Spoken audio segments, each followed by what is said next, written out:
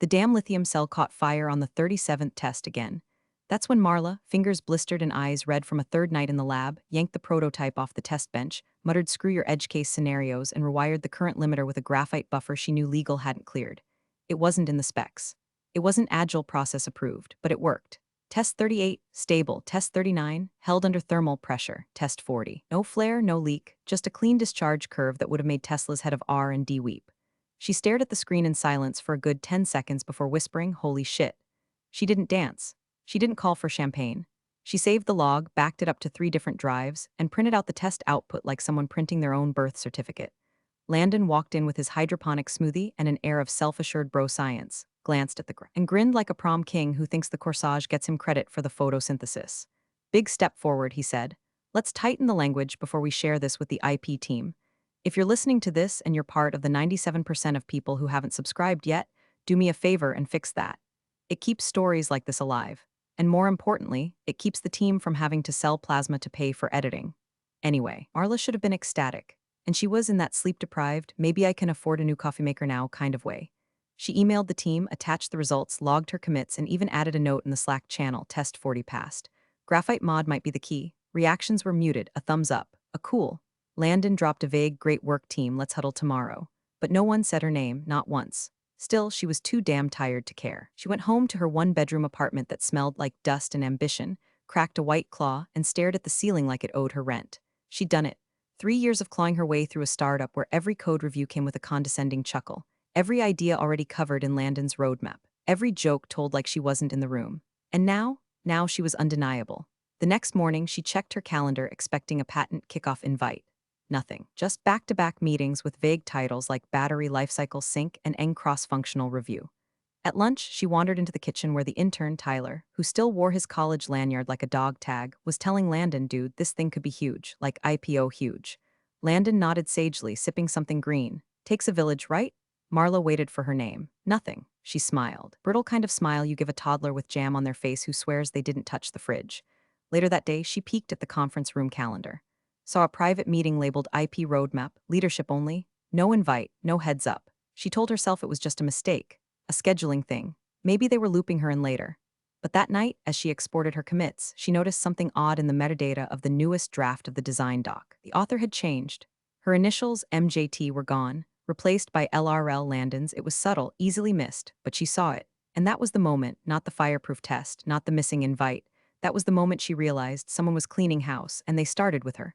The document hit her like a brick in the throat. She wasn't snooping. Not really. Marla just happened to spot a folder labeled Patent Drafts Final open on Tyler's screen during their sprint planning. Tyler, being the walking tech bro Pinterest board that he was, had no concept of screen privacy. One quick glance and there it was. The title of her design, the graphite mod, the test framework, the stabilization metrics. Every inch of the prototype she bled into, right down to her oddly specific naming convention. Stable Patch V10 MJT, just repackaged with new authors.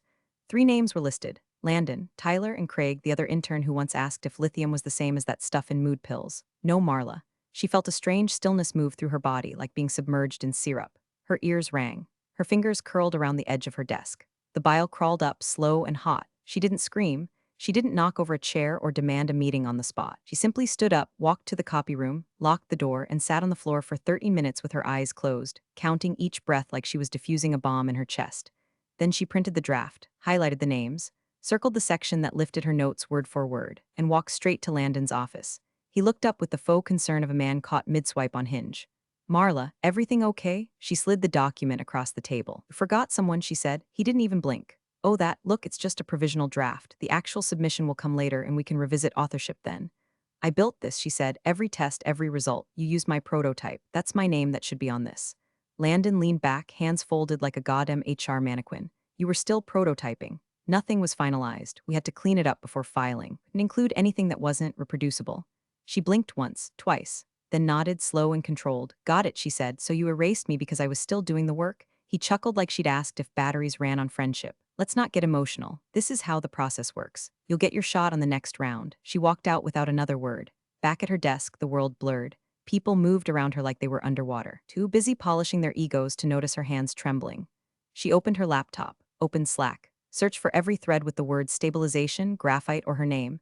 She scrolled through hundreds of lines. pulled up her GitHub commits, screenshot, archive, repeat. She emailed HR, subject, urgent concern regarding patent attribution. Hi, I've reviewed internal patent documents that include significant work developed by me, without acknowledgement. I'm requesting a formal review of authorship and contribution. Marla T. The response came 2 hours later. Thanks for flagging this. We'll look into it and follow up as needed. Appreciate your patience. She stared at that sentence like it was written in lemon juice and bullshit. We'll look into it. Code for, wait quietly while we wait for it to blow over. Marla didn't reply. She opened a new folder on her personal drive called Insurance and started dragging copies in like digital sandbags for the flood she knew was coming. She made a list, dates, file names, conversations. She downloaded every email, every calendar invite, every backup of her design logs, because Landon had just declared war. He just didn't know it yet. By the following week, the air around her had curdled. Conversations paused when she walked into a room. People, folks she'd worked shoulder to shoulder with through midnight crashes and cold pizza brainstorming, suddenly acted like she'd farted at a funeral. Eye contact, gone. Slack messages that used to have smiley faces now read like legal disclaimers. Marla wasn't stupid. She knew the game. Landon didn't need to call her out directly, he just planted the seeds. She's under a lot of stress. Marla's really passionate, but sometimes too passionate. Let's keep this one tight. Don't want things to spiral. And like that, she became radioactive. The final straw came on a Tuesday when she arrived to find her desk relocated without warning. No note, no explanation. Just her monitor and a half-unplugged charging cable plopped in a dusty corner between the janitor's closet and the fire extinguisher. She wheeled her chair across the room in silence, like a ghost haunting the floor she helped build. No one met her eyes. And came the email. Hey Marla, due to departmental reallocation, we've adjusted some seating to improve collaboration flow. Let us know if you need anything. Operations team collaboration flow. Right, apparently flow meant out of sight, out of mind. She noticed other things too, quiet cuts, death by 1,000 throttles. Her Git permissions, once admin, now limited to read only on the repository she founded. Build access blocked. Feature flags revoked. Deploy script she'd maintained for a year, transferred to Craig, whose greatest engineering feat so far was deleting a production database by accident and blaming it on a power surge. When she pinged IT about it, the reply was as empty as a cereal box at a frat house. Hi Marla, access adjustments are part of an ongoing review of infrastructure responsibilities. Thanks for your flexibility. Flexibility. Like she was a yoga mat for them to step on. And came the cherry on top, her bonus. She was due for 12% equity vest and a performance bump. Instead, she got a one-line message from finance. Hi Marla, your Q3 bonus is currently under internal review. We'll circle back soon. She didn't reply, she didn't yell, didn't demand a meeting or fire off a Slack storm. She sat in her corner, cracked open the patent doc again, and this time really looked. Buried in the Properties tab under Created were her original file IDs. MJT Org Design V3, MJT Test Log 0427, time-stamped, her metadata, her fingerprints. They hadn't even bothered to scrub it properly. She leaned back in her chair, heart pounding behind her ribs like a trapped thing. Screenshots, dozens of them, properties, author tags, hash checks. Even the server trail, it all pointed back to her. They'd copied her work, renamed it, rebranded it. They couldn't erase the trail. And that was the moment Marla stopped hoping for justice. Now she wanted proof. She wanted receipts, she wanted blood. But most of all, she wanted them to underestimate her. So she smiled through meetings, nodded through stand-ups, and laughed politely when Landon made his weak-ass jokes about battery drama. She played her part. Because nobody notices the woman in the corner. Not until she burns the whole place down. The law office was in a strip mall between a vape shop and a nail salon, with no name on the glass door, just a black sticker that said Suite 206, and a bell that jingled like a threat. Marla didn't come in through a referral. She found Gina Klein the same way you find hitmen in movies, through whispered online forums, buried tech lawyer Reddit threads, and one anonymous reply from a guy who claimed she took down a contractor so hard the dude changed vendors out of embarrassment. Gina didn't dress like a lawyer. She wore combat boots, an ancient hoodie that said NASA lies, and a ponytail that looked like it had survived a war. When Marla showed her the first folder, screenshots, commits, metadata, Gina didn't flinch. She just opened a notepad, clicked her pen, and said, "Walk me through it." Slowly. For 3 hours, Marla did just that. She laid it out like an autopsy, test by test, file by file, the Slack thread where she suggested the buffer mod, the timestamped Git commits, even the early whiteboard photos with her handwriting in the corner. Gina didn't say much, she just kept writing. Finally, she leaned back and gave Marla the look of someone who just discovered a roach in their cereal. "This isn't just a case," she said, voice low and flat. "This is career-ending." For them, Marla didn't cry, didn't grin, she just nodded once, calm and steady. The kind of nod people give when they've made peace with fire. "Okay," she said, "what do we do first?" Gina already had a plan. Step 1, lock the paper trail. She gave Marla a secure USB to store every version of her designs, preferably dated twice, once digitally, once through physical scan.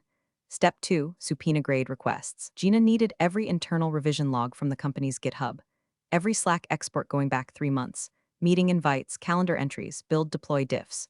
Don't request them yourself, Gina warned. Just start logging what exists. Don't raise flags yet. They don't know you've lawyered up. Let's keep it that way. They parted with a firm handshake and zero sentimentality. Gina wasn't here to be nice. She was here to win. Back in her apartment, Arla opened a new notebook. Operation Dead Voltage, she wrote at the top.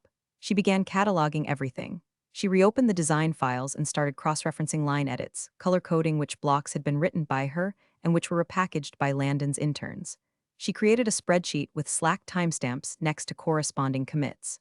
She linked screenshots to email threads like she was mapping a crime scene. She didn't feel like a victim anymore. She felt like a goddamn archivist of corporate betrayal. Each Slack message she reviewed from Landon made her jaw tighten. We'll circle back to attribution later. Let's keep names light until we finalize IP. Marla's being a bit territorial. Let's all take a breath. She bookmarked them all, indexed them. Gina would know what to do with it. Then she went silent. No angry emails, no confrontations, no hint that she was doing anything other than attending meetings, sipping stale coffee, and pretending to care about Tyler's new obsession with Web3 battery tokenization. They thought she was folding, but Marla was sharpening her knives, and now she had a shark in her corner.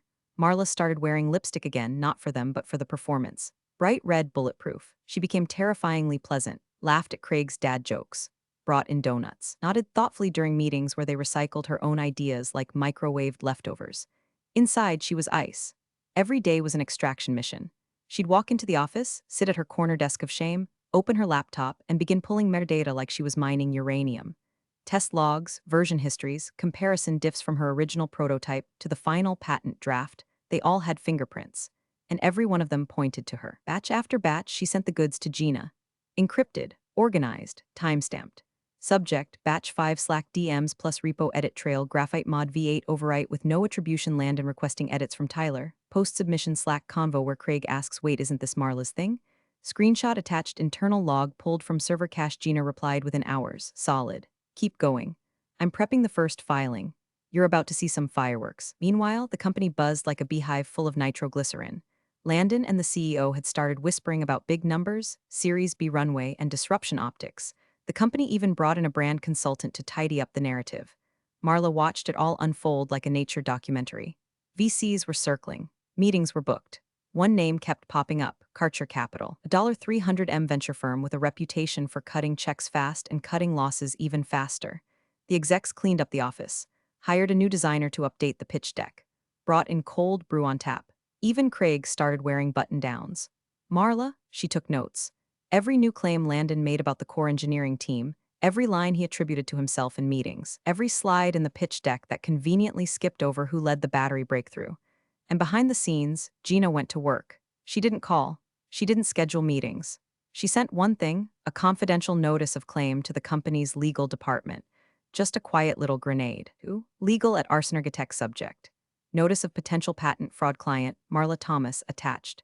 Preliminary evidence of authorship misrepresentation, timeline analysis of internal design, commits list of witnesses and documentation notice to preserve all internal communications, logs, and related IP documentation effective immediately.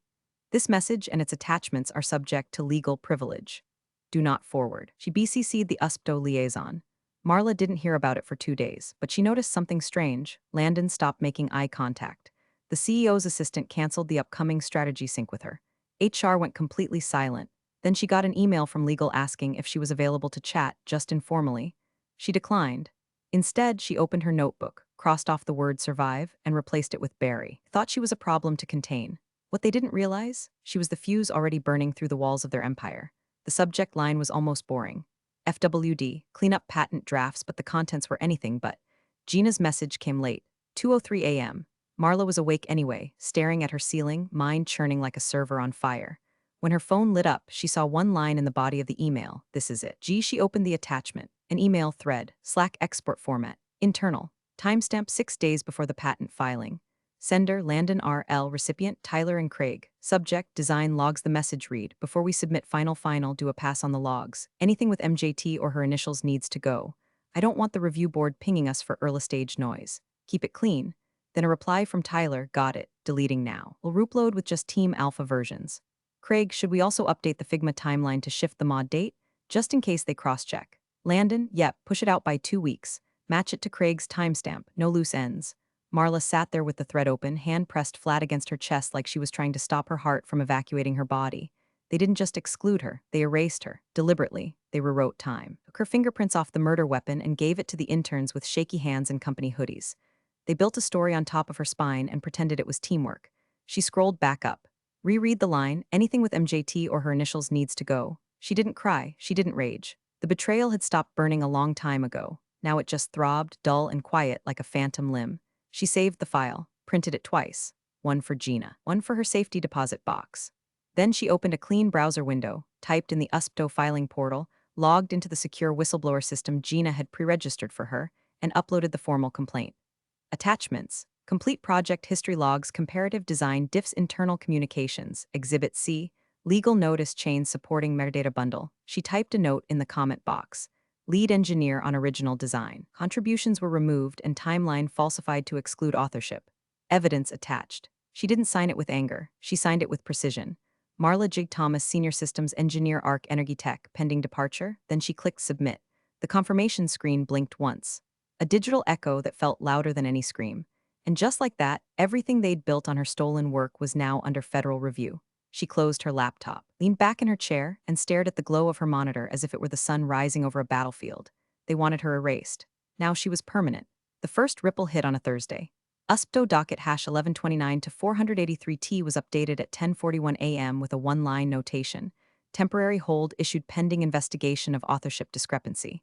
In legalese, it was surgical. Cold, clinical. But in the startup world, that line was a nuke. Within 4 hours, the news leaked. Some sharp-eyed analysts spotted the change on a patent monitoring dashboard, flagged it in a Discord channel full of VCs and tech ghouls, and within minutes the whispers started. By Friday, Marla was hearing secondhand that Karcher Capital had rescheduled indefinitely. Then Horizon Ventures paused due diligence. Then an internal Slack message from the CFO pinged the entire exec team. We need to control the optics on this. Talking points by COB. She watched it all from her desk, sipping cold tea. Didn't say a word, didn't even smirk. Just clicked through a Jira board like nothing around her was burning. Craig passed by her cube and offered a nervous hey with the same energy as a guy trying to pet a rattlesnake. Tyler had stopped making eye contact altogether. Meanwhile, Landon was unraveling. First came the emergency all-hands where he babbled about clerical ambiguity and clarity pending resolution, pacing in front of a slideshow no one cared about. Then came the sudden rebranding effort, pulling her name into the narrative with lines like, "We've always respected the work of every engineer here, including Marla." She didn't flinch. On Monday, someone leaked a recording of an investor call. A partner from Karcher Capital, ex-McKinsey, voice like an executioner, was caught saying, "Why the hell is the patent tied up in a legal challenge? You expect us to drop $40 million on unstable IP?" Silence on the line. Then the CEO stammering something about miscommunication and active resolution. Too late. The call ended 5 minutes later. The deal died before lunch. The office turned gray, like the color drained out of people's faces. No more group lunches. No more Friday trivia. The kombucha tap went dry. Someone stole the company PS5. Marla came in every morning, clocked in like it was still normal, and waited. She'd already filed everything. Gina had escalated to the USPTO fraud division. The company lawyers hadn't even tried to reach her directly since the notice hit, probably afraid anything they said would be Exhibit G. The CEO attempted one last performance, forced town hall full of phrases like headwinds and ongoing dialogue with stakeholders. Landon stood beside him, pale and sweating, clutching his notes like a drowning man holds driftwood. Marla stood in the back, silent, unbothered. Her inbox pinged with a new message from Gina. They're circling the drain. Board will make a move soon. Don't blink. She didn't, because the thing about taking back what they stole, it's not about shouting your truth. It's about letting silence do the talking, while their empire crumbles under the weight of your receipts. The NDA came in a manila envelope, hand-delivered by a jittery paralegal who couldn't look Marla in the eye.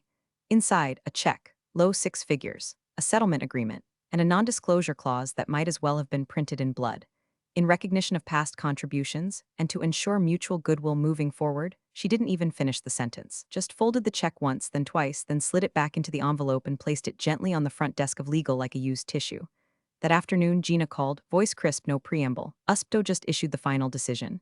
Fraud confirmed, their patents dead. Marla closed her eyes, let the silence flood in.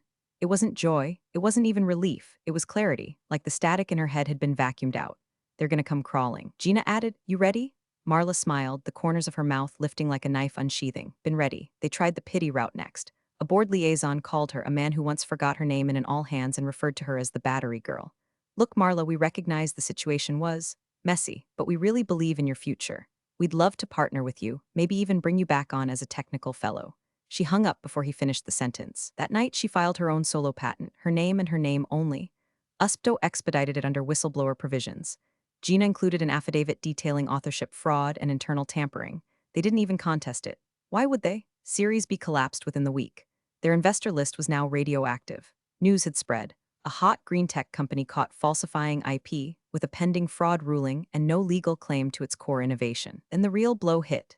Enduracell, one of the biggest battery materials suppliers in the country, sent an email terminating their vendor agreement, citing irreparable reputational risk. No raw materials, no funding, no prototype, no future. Marla rented a cheap glass conference room at a WeWork downtown. She brought her laptop, a thermos of coffee, and her favorite pen, the one she'd used to sketch the first draft of the mod on a napkin 3 years ago. Opened a blank email, addressed it to Landon's personal account. No greeting, no closing, just one line, "I'll let you know what my licensing terms are." She hit send.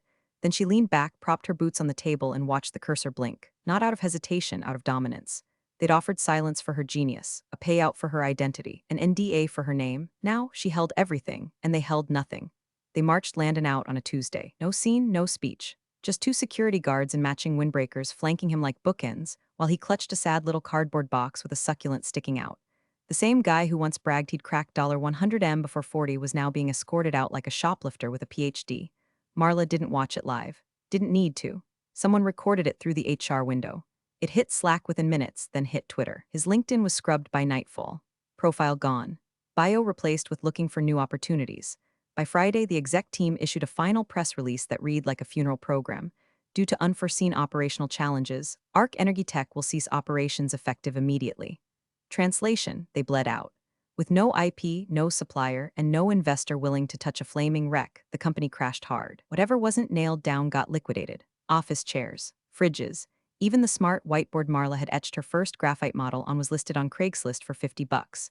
She got an alert 3 weeks later. Gina forwarded the final closing report. Total remaining runway, $42,113 payroll status, defaulted legal proceedings, settled with prejudice. Marla didn't pop champagne. Didn't even smirk. She just opened her inbox, clicked on a message labeled confirmation of transfer, and read the terms for the last time. Patent license agreement buyer, TerraVolt Systems, Inc. Amount, $18.6 million USD conditions. Full rights, perpetual license. Inventor attribution mandatory. It was more than Arc Energy's entire Series A. More than Landon's 5-year comp package. More than she'd ever imagined when she first sketched the mod on a paper napkin beside a busted vending machine. But the number wasn't the crown. Her name was every version of the patent, every public-facing brief, every licensing doc, pitch deck, and PR write-up. Inventor, Marla J. Thomas, she didn't just win. She reclaimed her name like a stolen artifact pulled from the bottom of the ocean. A month later, on a quiet morning thick with Texas humidity, she took a detour on her way home and walked past the old Arc Energy building. The glass doors were smudged, the lights off, and taped across the inside window was a bright orange for lease sign curling at the corners. Out front, a lone intern, Tyler, still wearing his now worthless company hoodie, was picking at the vinyl decal on the front door. The letters ARC peeled slowly, clinging like regret. Marla watched him struggle for a minute, then kept walking. Not with vengeance. With peace. There's something deeply satisfying about watching a quiet professional dismantle an empire with nothing but receipts. It's a reminder that in the long game of office politics, silence isn't weakness, it's preparation. Sometimes the best revenge is being the one who writes the rules next time. Big thanks for watching, you sneaky seniors. Subscribe to keep the coffee pot brewing. Revenge. Your ex-colleagues won't know what hit 'em.